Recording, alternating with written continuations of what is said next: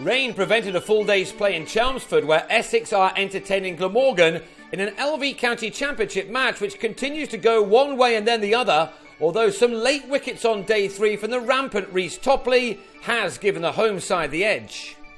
The penultimate day of this enthralling contest began with Glamorgan starting their second innings with a deficit of 36. That had been reduced to just 7 when Tom Lansfield edged Topley to Mark Bettini after making just 2. Glamorgan had moved just 1 run into the lead with just 1 wicket down when the weather intervened, but the players were soon back on and Jacques Rudolph and Will Bragg had to work hard to try to establish a decent advantage for their team. There were the occasional moments of fortune for both left-handers, none more than this when Bragg's inside edge avoided both his own stumps and the gloves of James Foster behind the stumps.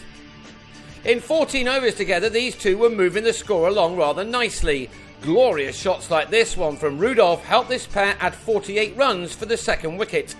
But Glamorgan went to lunch 2 men down, Rudolph also getting an inside edge which was, as ever, brilliantly caught by Foster. The South African was out for 46 right on the stroke of lunch. The whole afternoon session was then lost to the weather and the game continued in its nip and tuck way in the evening. Bragg and Ben Wright brought up the 100 for their team. But 3 wickets in quick succession then put the Welshman on the back foot. Wright edged a full-length ball from Topley to rearrange his own stumps.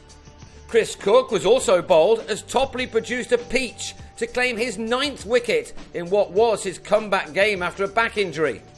Bragg, who'd added another 46 runs to his season's impressive tally, then edged Tom Moore to Jesse Ryder.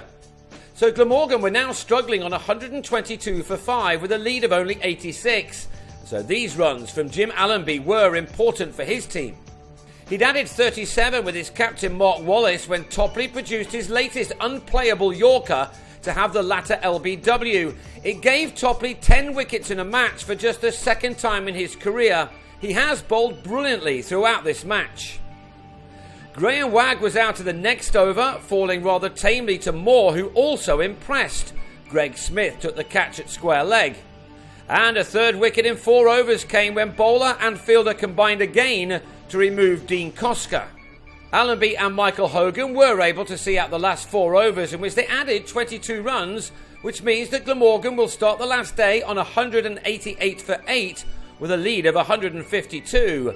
Topley will look to add to his magnificent match figures of 10 for 92. His best ever was the 11 for 65 he took against Worcestershire just last year.